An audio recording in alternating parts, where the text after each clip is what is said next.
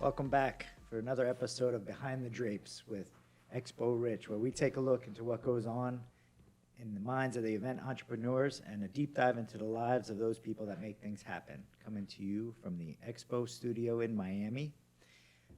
Very excited about our guest today. He's a dear friend of mine, and he has one of the most dynamic entrepreneurial journeys of anyone that I know. And I'm very excited for you to be here to share your story with us and to go through it. Peter Regalado, welcome. Thank you for having me. For me, it's a pleasure, you know that. Longtime friend of the family. And they kind of see my journey through all of the events and everything that we have, I've accomplished in a long time. So very happy to be there. Well, thank you. And speaking of the history side of it, that's what I like to dive into first, talking about where it began for you and even back, like what really motivated you at a young age to kind of have that drive and that hustle to become an entrepreneur. And I know that you've done a lot from very early on. So where does that stem from? Where's it rooted? Listen, my mother is it's our rock. Number one, I'm one of three. My sister and my brother and myself, we grew up with a single mom in New Jersey. She worked two jobs. I remember back when I was 8, 9 years old. She worked 6 a.m. We would wake up. She'd get us dressed, take us to school. She started her first job at 7, and she went all the way to 11 o'clock at night. So when we would leave school, we would go to the cafeteria where she worked, and I would stay there from 4 o'clock in the afternoon all the way to 11. I don't know if you remember back in that time, remember the Marlboro and the Winston lights and all the cigarettes? They used to have a gift with it. So they would sell them in a package with a keychain or a lighter. Okay. In my mother's cafeteria, it was the only place in the whole world that you only got the cigarettes because you had to buy the lighter or the keychain from me. I was selling them outside. So it was, early on, my mom always told me, she would rip the packages open. She would give me the lighters, and she goes, put a little table outside and you sell them. And every customer that came to the cafe, they were like, this is the only place that we got to buy the stuff that comes for free. And everybody would buy it for 50 cents, 25 cents, whatever. Yeah. But I would make, $8, $10 in a day selling stuff. And then, seeing my mom get up in the morning and work until 11 o'clock at night every day, we would get Sundays off, and still Sunday we would drive around, and she would buy stuff to sell. Okay. So it was always, So your mom was the OG, original. She was the original hustler, and we came to Miami. She ended up buying that restaurant 3 years later. Wow. She not only bought that one, she ended up, buying her competition out another 2 years later. So, she is the drive behind what I do today, and seeing her, today she's 76 years old and she's still going, Yeah. She has the energy of like I say, energy of a rabbit. She's running around all the time, and it's great. Yeah, and I know that every year you guys ramp up, and she still does her flower business, and Mother's Day is like the Super Bowl for her, right? That was kind of how I started in the event business, basically. I started first as a clown, as you know. I was, I think, 12, 13. See, people think that I'm saying something derogatory when I say Peter's a clown. But yeah, I was 12, 13 years old, and a magician and a clown came to a birthday party of a family of ours, and I was there and looking at the guy, and I'm told my mother, I want to do that. So she spoke to the guy, and he says, yeah, I'll teach him. And so I started working with him. He was giving me $20 for each show. That only lasted 3 weeks. I told my mother, I'm buying the equipment. We have to do this on our own. And my mother, it's always been my support. We went to Radio Shack, remember back then? Yeah. Went to Radio Shack. She bought me a speaker, a microphone, the amplifier, and we went to the Casa de los Trucos, it used to be called. It was where you bought all the magician shop. Yeah. Bought all the stuff, the balloons, everything, and I put it out in the yellow pages, and we started first with the little papers, and then we got into the yellow pages. And I was doing, maybe 4 or 5 parties a week, Wow. you know, at $85, and I was And this is- 13. yeah, you were- You know, my mother would take me, she would wait in the car, I would unload everything, do the event, get out, she would take me to the next one. Wow. So, you know, she always supported everything I did, and by the time I was 15, you know, I had maybe 8 or 10 clowns working for me. Wow. You know, You were expanding kids from already, school, yeah, that, yeah. you know, I told them, look, you learn how to do this, you're gonna make money. So, and it was great, you know, I had a lot of fun, and I was making a ton of money at that age. That's crazy, yeah. And every time I told mom, you know, I want to do this, she's always been there, you know, and it's So- great. So your mom kind of instilled that to you early on, that if you start a business, that's one thing, but learn to scale it? Because Yeah, it seems she- like that, because I know you've done that multiple times over, Yeah, you're scaling. she so. always, you know, and it's, the funny part is, you know, even the House of Terror, which was our first big project, you know, and I think I designed that when I was 16. Really? I designed the first one. I sold the plans to a guy in LA for like $2,000. It was, you know, and he called me after Halloween. He says, listen, man, this has been great.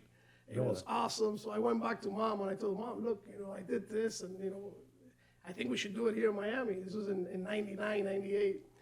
And she's like, you sure? So yeah, let's try it. So we put in like about $100,000 to build it in. I don't know if you remember Planet Hollywood in Coconut Grove. Yeah, yeah. We opened there for the first year. And my grandfather, which was alive, he was another rock of mine. He was 90, he was in his 90s. And he was like, are you sure? He didn't understand about Halloween or anything, but he understood it the first night. First night we put through the door, I think we sold that night like $14,000, $15,000 in cash. And he was counting the money. He was like, I think this is gonna work. So, you know, Halloween went great, and that was our big investment. And then we turned it into the bigger house that we built in downtown Miami. And that was at Bayfront Park, That was right? I was actually at Bicentennial Park, where today the museum sits. Okay, yeah. Back in that That's time, right, that's right, yeah. we did the Halloween event there, and I mean, I grossed a couple $1 million every year, so it was great. Yeah. Yeah, and then that was the kind of public, you know, I want to say like B2C type of, you're always working directly with consumers, and then at some point you made a shift into kind of working for corporations doing events. Right. And then- Well, I kind of working with directly, you know, developing the events directly to the consumer, which everybody knows is the hardest part, because you got to sit there, you got all this investment, and you got to sit there that one day and say, well, they come. Yeah. You know, which is very different from getting hired to do a large production, and that came, you know, with the IDB in 2008 when Yeah. we got hired. Well, before that, actually, you can go back when we first started working together. You were doing business with Univision, Well, and that's when we were doing the Family Expo. The Family Expo. Well, with the Herald, right? Wasn't that with the Miami Herald, yeah, because of House of Terror, we formed a company that would do productions for other people, designing and doing large-scale productions. And Univision became a great client because of the flower business that my mother was in. Oh, That's how we got into Univision. Oh, wow, yeah. I'll tell you that story. It was fun. I had never been to a television studio. Right. So they order flowers for a wedding. So I go to Sábado Gigante. I don't know if you remember that show. It was a big time show that Univision had on Saturdays. And they had a wedding, so they order the flowers. I deliver them. I put them all up. I set them up in the show, and I told the guy, can I stay? And he's like, sure, you know, stay here behind the cameras and look at the show. So I'm sitting there looking at everything, and this old man comes and gets close to me and says, what do you think? And I go, about what? He goes, about the show. He goes, well, the only thing that's relevant and good here is the flowers. Everything else is mediocre. You told him that. That's great. The old man was laughing, and, you know, so to make a story short, they called me into Univision like a week later. The guy that was next to me was Cuba Arias, who was the vice president of design and execution for Univision. Right. Guy sits and goes, tell me exactly what is it that you didn't like. I go, well, the set is antiquated. And he goes, this set was done not even 2 months ago. Oh my gosh. And so I ended up designing a set for Univision for the show, and they ended up using my set, and they revamped the whole show, put the new set in, and then that kind of started the career of building stuff for Univision. Oh, wow. From there, we took on the Grammys. because of Univision and a lot of big-time clients that we started doing productions and kind of designed for. We designed booth and did all kinds of stuff, and the Herald was a big client also with their shows. It's amazing those moments when you don't keep your mouth shut. When when someone asks you and you don't want to appease somebody, when you give them honesty, I tell them. you never know which way it's gonna go, and this way really swung your direction. Oh my God! It took me into another direction that I don't think we would have ever been. Univision was so good to me. We did countless and countless events with them.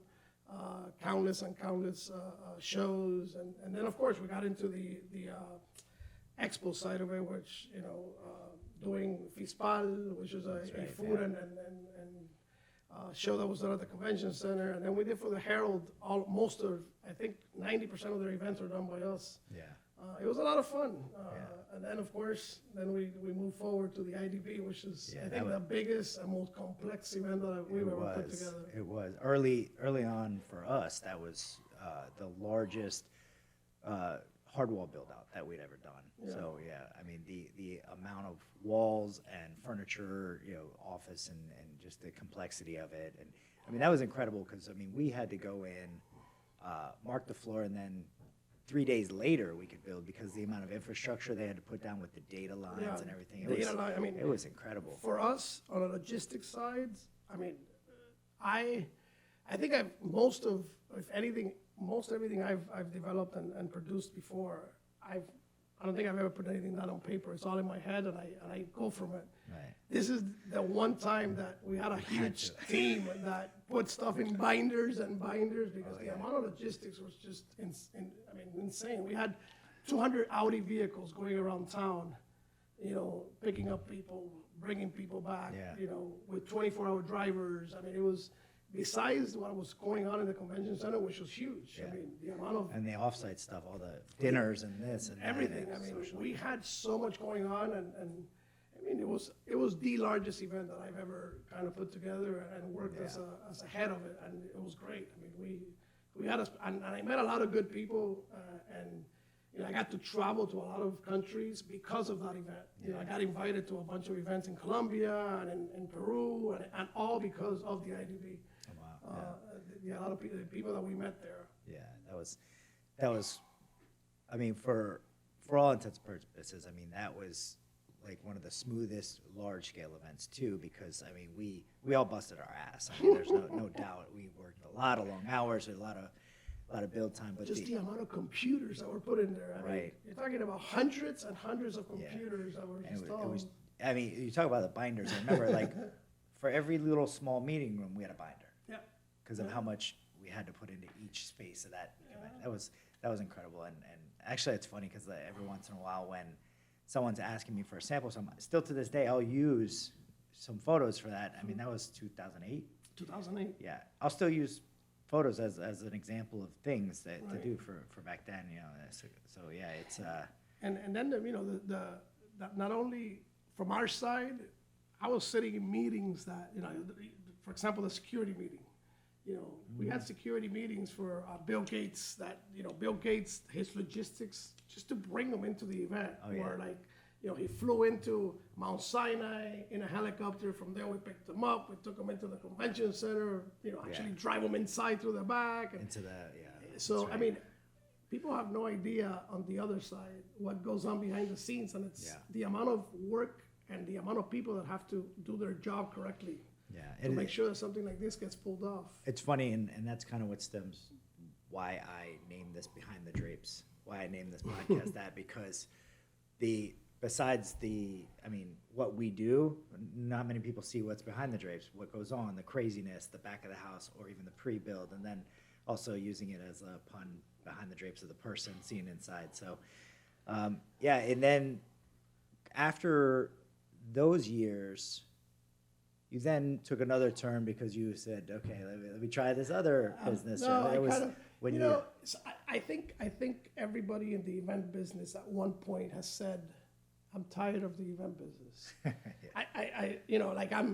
I'm so overwhelmed that I want to take some time off. Right. And I think after the IDB, I took time off and I started in a travel business, but there's no way that anybody who's ever been in the event business and gets this adrenaline, you'll never get it back from any other business. No, that It's like something that you can't get away from.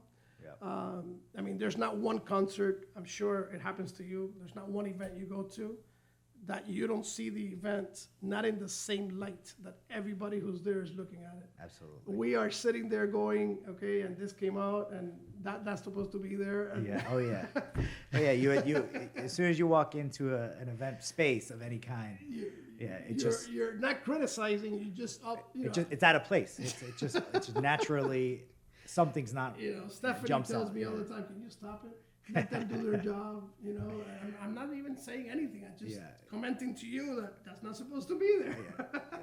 That's funny. But it doesn't leave you. I mean, I go to concerts and I go to, and I, all I'm looking is up and see how many light counts they did and how many spots they have, and I'm like, why am I doing this? I'm supposed to be enjoying this guy singing over here, It's a different beast, and I've made that comment time and time again. That's like. If you're in this business, it pulls you in and you live it and you breathe it. But if you're not in this business and you try it, it eats you up and spits you out. So with that said, I got into the travel business and I've always wanted to kind of not get back, but be involved in something that had to do with Cuba and our heritage. And Cuba Nostalgia was an event that was, as you know, was a kind of an event that was abandoned, kind of. Yeah, kind of was riding its coattails. It was riding its coattails, ready to die. And I bought it in 2019. I still had the travel business at the time, and I think, some things happen for a reason. Look at what happened with travel now. I mean, we ended up closing every office because of not only the pandemic, but what happened in Dominican Republic. So kind of the business just went belly up because of everything. And even though the event industry suffered a lot, we're blessed I'm blessed that I have a lot of friends and I have an imagination to come up with new things, and that's why we're doing this event today. Yeah, and it's funny because we talk about your shift and your journey and how you go from one business model to the next, but I also found that funny when you would full bore into the travel industry. Somehow you still made events out of it, because I remember you were doing concerts. You said, okay, well, I'm going to do a travel group, but then we're going to produce a concert so people come. And they're like, so yeah, it kind of became you had a new platform to do events, so it never left me. Just at it. And my mother told me, you're in the travel business or you're still doing concerts. I don't understand. Yeah. You didn't before you even realized that you were doing it again. We were doing concerts again inside the business, but it was a lot of fun, and the customers enjoyed it, and I think it ironically hiding gave me the pleasure of continuing to do events in another business. And actually, I want to talk about that. So, Cuba Nostalgia. Like I said, historically, we've done work with them, with the prior owners, and then it was definitely due for a revamp. And so, how did all that play out? Like for you to end up buying it and taking it over? I always wanted to buy it. They were resistant about selling. They wanted to continue the event. And the event got to a point, I think in 2018, that I think it did no more than 2,500 people through the door. Wow. The inside of it, they had little exhibitors. Real quick, because not everybody knows what Cuba Nostalgia is. Okay. We know we're talking about it like we know it. But can you explain what the overall event is for Cuba Nostalgia? The overall idea of the event when it was created was to have the Cuban community come out and experience a little bit of their heritage, their roots, learn about Cuba, learn about our food, our religion, and everything that Cuba entailed back before 1959, before Castro took over. So it kind of wanted to portray to the young minds how Cuba was, and kind of keep that fresh in the roots. It did that for a while until it became just a regular trade show. and I think it lost. Almost like a flea market. Yeah, it's- people were selling Cuban stuff, but there was no meaning behind it. There was no teaching. There was no, I couldn't take my daughter there and say, this is what Cuba was and this is how it was, because there was nothing to show. Yeah. And I think the event took a deep dive, and I think it benefited me to sit with them at some point, and they were like, well, here it is, you can have it. Yeah. So we took it over in 2019. And I'm sure many people have said this, but for me to see 2018 to 2019 was 10,000 times better. I mean, what you did with the event, the look, the feel, the energy, even that concert space that you put in there was incredible. I mean, the replicating all of the downtown areas and stuff, and Havana Vieja, like the old town, it was incredible. Definitely, I couldn't stop talking about it with people after I went and attended. It was such a great thing that you did, and what you were trying to do, you definitely did it. It showed to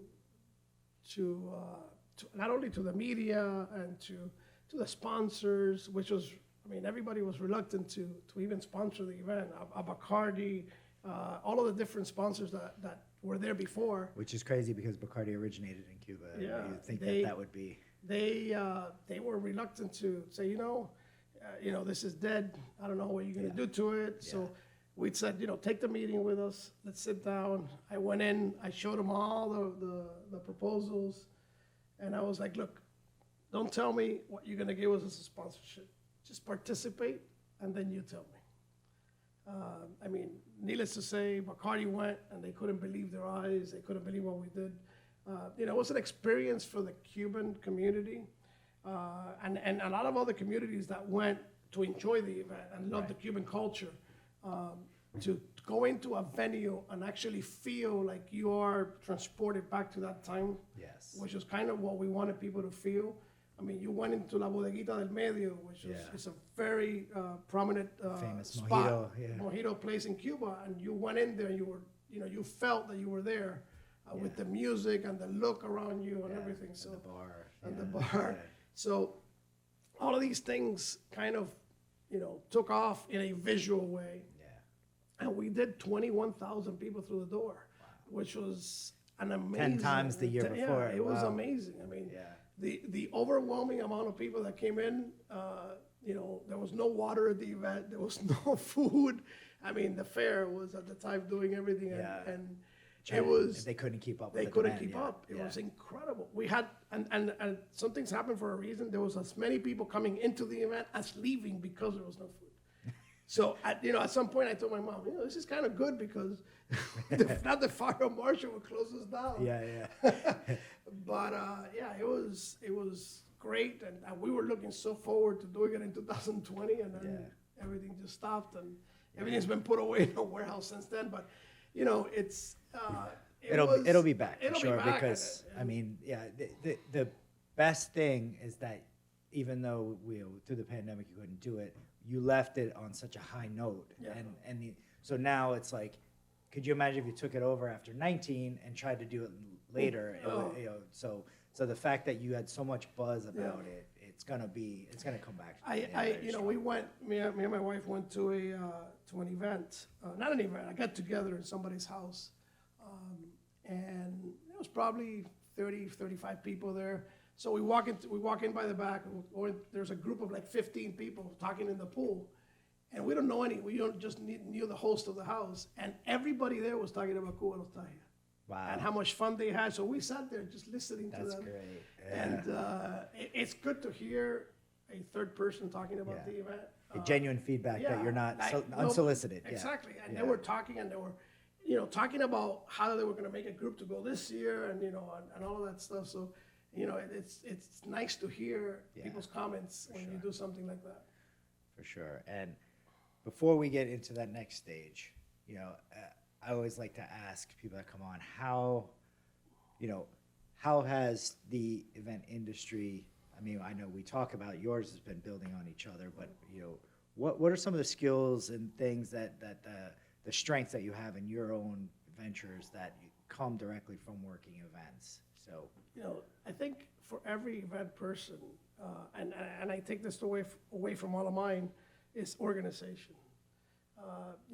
How meticulous you have to be about organizing in your mind and in the workforce what you're going to get done to make sure that 23rd hour that right. that, I tell people all the time, save your energy, because that one last hour is where everything, the magic happens. So I have countless people that come to events that we do or that, you put together, and you get there and the event opens at 7, and at 6, people go in there and go, how are you going to open in an hour? I go, this is when the magic happens, watch. And then everything disappears, everything goes away, and the floor is clean and everything's great. And people don't understand that if they're not in, you only understand that if you're in this business. And I think organization is number one. And then the second that I have learned over the year with a lot of hits in my head, it's accountability and making sure that you don't overdo, especially when you're producing your own events. It's hard for me because I design and I build. So sometimes you put so much love into something and you kind of overstep in the amount of money you spend loving it. Right. And I'm sure it happens to you too. That you put your love into something and you're like, okay, I'm supposed to spend $3,000 and I don't know how we ended up at 4, but and that it's something that I have learned to try to take back and loving it enough that you have to make a profit. And passion and sometimes supersedes budget and being able to balance that out. And it happens to all of us. And sometimes even the customers, customer will order you something and you kind of overdo, and if you were going to make $10, you made $4 because you gave them that passion of yours, and sometimes you have to hold a little bit of it back for next time. That's true.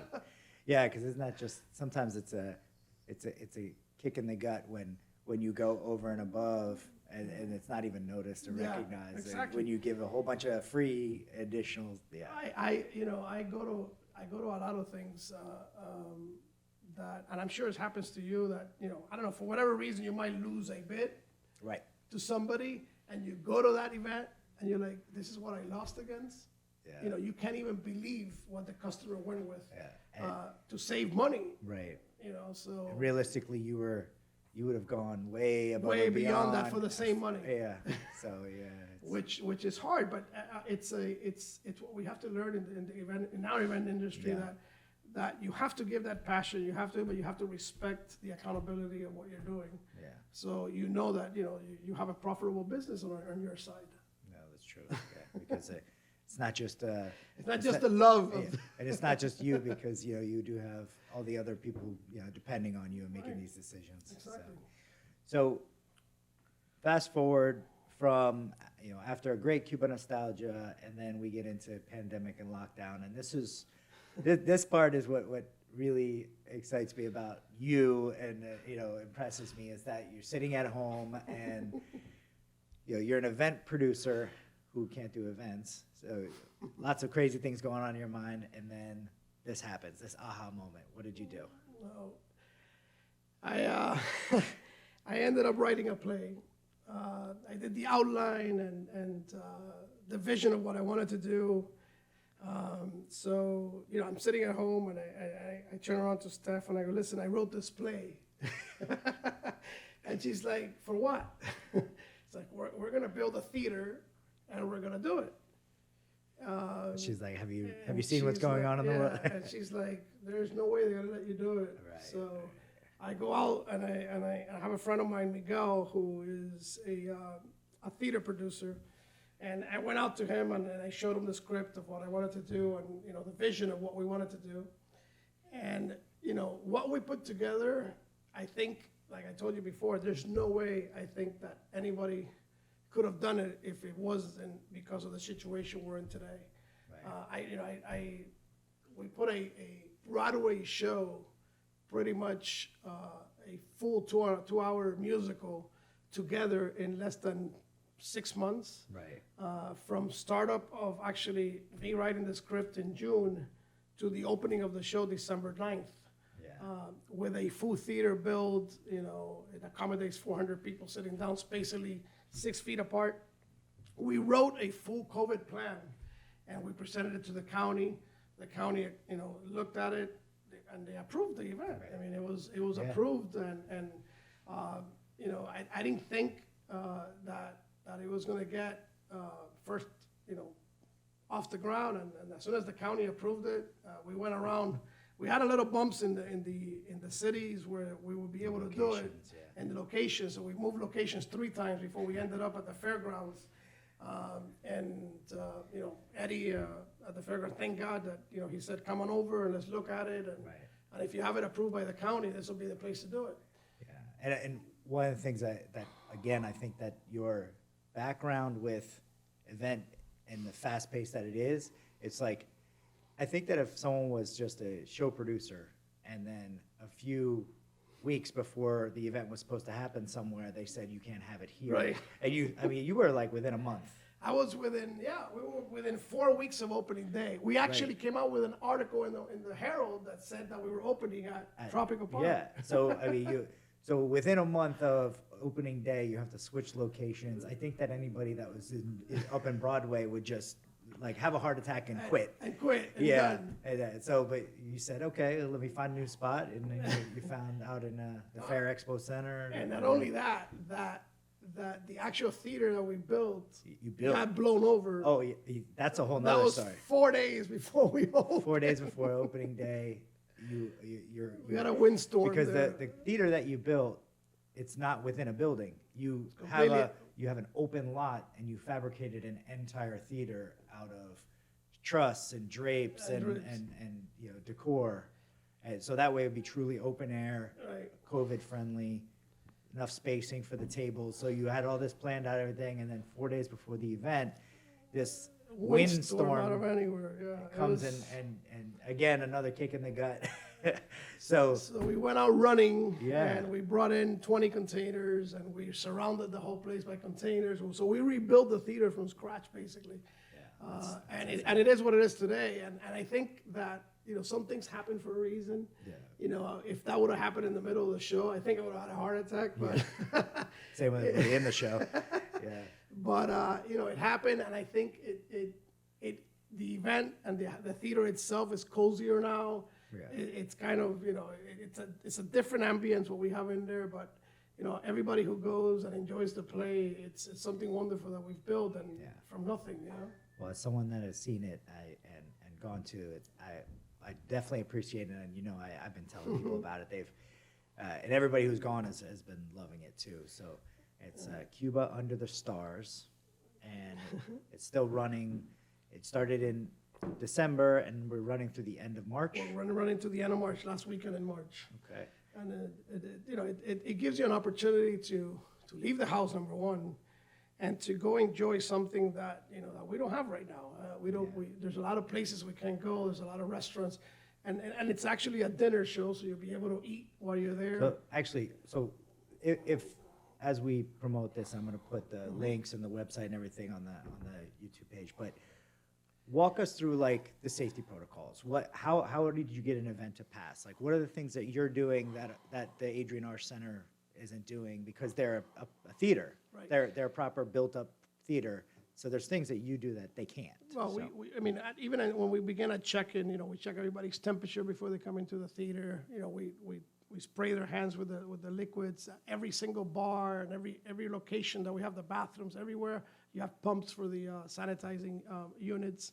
And then when you get into the actual theater, first, when you buy 2 tickets or 4, which is the max that we'll sell, it's your own table. So you're sitting there with your daughter or your family or your grandparents or parents.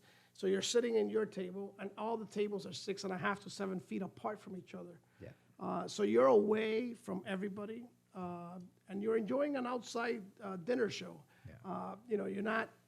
Nobody's breathing on you, nobody's sitting next to you. Yeah. It's like if you were in a restaurant. The only difference is this is completely outside. Yeah. If it for God, it rains, which we only had 1 day of rain, thank God, in all this run God, that we've yeah. done. Everybody, we give you a rain ticket, and you come back whenever you want to the show. So it's been great. I mean, every customer that calls us all the time, and they call it the line that we have, the question is the same one. Can I bring my grandmother, or can I bring my grandfather? And I'll be like, bring them. You know, you're gonna be fine. You're gonna be away. If you want, during cocktail time, we give you the opportunity. If they're older and they don't want to be in the cocktail, we take them. Bring We take them to the already. table. Right, They yeah. sit down already, so they're away from everybody. And it's a good way of getting out and enjoying what we're doing. And that's one of the things personally that we noticed is, you know, we get there and they didn't want anybody lining up even. Like, people were trying to line up to go to the will call. Right.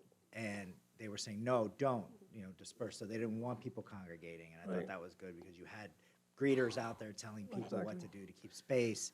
And then as they were coming in, you had your temperature checks. And again, the tables, I mean, you said 6 or 7 feet. I thought it was more than that. No, it felt like 10 because like the spacing was really well. And I noticed all the food, everything is prepackaged. Everything. And so that way everything is for Everything sure that, clean. everything that we use is disposable at this time. Your actual food comes in what we call a Cuban cazuela, Yeah. which comes with its cover, so it's not plated open. Right. Everything's covered, and people have a good experience and be safe at the same time, which is what's on everybody's mind right now. Yeah. Which is the problem that's out there is that people don't go out because they think it might not be safe. Right. Well, this is, and you can enjoy it. Yeah, definitely. And yeah, my wife and I enjoyed it. It was a good, safe time for sure. So you nailed it. And so now we have, the show's going to end in March. What next? Well, we have actually, we've been speaking to the fairgrounds, and they're giving us the green light to move ahead with Cuba Nostalgia this year. Okay. I don't know to what capacity or what will be the attendance capacity that they'll give us. What version of it will Exactly, be? Yeah, I mean, but- I'm sure that there'll be. They're offering us, a lot of the extra halls that we didn't use, that we're not going to pay for, so we can expand. Are you going to create outdoor activation Well, stuff? Or in May, it's a little risky for the outdoor rain? stuff. Yeah, for sure. But, we're gonna try to expand to the other bigger halls that they have and kind of not build more, but spread out what we have today. Okay, yeah, So people can enjoy and not be yeah. crowded or not have And you a lot of the max crowds. capacity and Yeah. crowd control. That's one of the ideas. And then, of course, the concerts that we had, instead of using the chairs, we're gonna use tables. So then, we have a less capacity and more So space. Kind of the same setup you're doing as Cuba As- Under the Stars. As Cubas and the Stars, we'll do that in the inside space. So yeah, try to keep it. I mean, hopefully from here to May, a lot of people are more vaccinated and they're a little more, appealing to go out, I guess. Yeah, definitely. There was a funny cartoon that I saw which turned a plane into a theater, which basically the plane was like upside down and the bottom of the plane was the actual stage and everybody sitting in the plane was the Right, theater. right. And the ironic Yeah. of that is that, you can go on a plane and sit there for 2.5 hours. Side by side. But you can't go to a theater and sit down Yeah. side by side to see a play. Very true, very true, yeah. So, yeah, we're going to try to convert Cuba Nostalgia into a play. Yeah, definitely. But you have more space than the side by side, so that'll be good. Yes, it'll be That- spaced. Well, that's definitely and, great news. And I think, I'm hoping and not only for the event industry, but for the sanity of people themselves to go out and enjoy a little bit. I know that a lot of people have passed away and because of COVID, but there's a lot to do and there's a lot in the event industry that can offer being safe and meeting the protocols to maintain our clientele safe.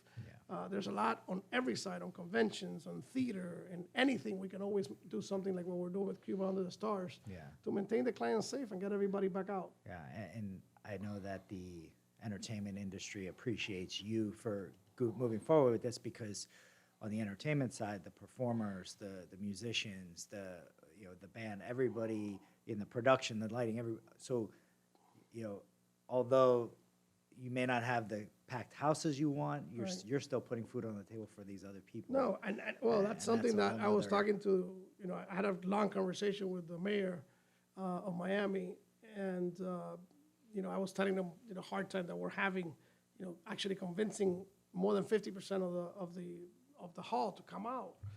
And he's like, Peter, I know a couple of your musicians, and everybody's so thankful. We have there on a daily night about 94 employees working every night. Yeah. Dancers, backstage, sound lighting, and everybody who works the show, and which otherwise they will be sitting at home doing nothing right now. Right. So everybody's very thankful, and I'm thankful also, and I enjoy every time that show goes on. Yeah. I sit back there, and I've seen it now, 100 times, Yeah. and I'm proud to see it. You still get the energy Yeah, every time. I see that. I get emotional when the show ends and everything. That how people, we're getting standing ovations every night, which is insane. I'm like overwhelmed with gratitude for everybody. So it's awesome. Well, like I said, I enjoyed it. People I've sent have enjoyed it immensely, and so I'll continue to advocate for it. And so well, with that, we're gonna wrap it up. Was there anything else that you wanted to promote? More shameless plugs after Cuba Nostalgia. After Cuba Nostalgia. Oh wait, no, I want to hear know. about Cuba Nostalgia cigars. Oh, they already came in. They came in yesterday, as a matter of fact. So to add to the event, you have a branded cigar made by Made by Oliva. So which very is high quality. Which is a very high quality and long time family friend and everything, and they decided, or kind of, they helped me to bring this cigar to fruition, and the reason is they sponsor our Cuba Nostalgia, so we came up with a nice, beautiful box, a Cuban lacquer box for the nice. cigars, and we got yesterday the first round of the packs, which comes in packs of 20, and the boxes should come in the next couple of weeks, but we're very happy that they came. It's going to be, I think it's going to be a box that people are going to buy just because it's a gift box, and the cigar is going to be great. I mean, it's an Oliva-made cigar. We're coming out with the Maduros, and we're coming out with the Connecticut's. Okay. So we have kind of two flavors there. And it's gonna be fun to doing something. Are these available now, or can you order them? Well, you're gonna be able to order them in the Cuba Nostalgia site in the next week or so. We're gonna put them up already, perfect. so you'll be So able I'll to add order. that link. Okay. So that we can Thank you. try out the cigars. So, again, want to thank Expo Convention Contractors for having this studio for us, and our official show beverage is There you go. Alvarado 420 hemp vodka, and our official CBD sponsor, Green Night CBD. This right here, all the so this is a pain relief roll-on. So it's like wherever you have pain, besides the tingle and the penetrating feeling, you also have CBD, which is anti-inflammatory naturally. So Awesome. that's what that product is. And so with that, I want to thank everybody for tuning in, and until next week.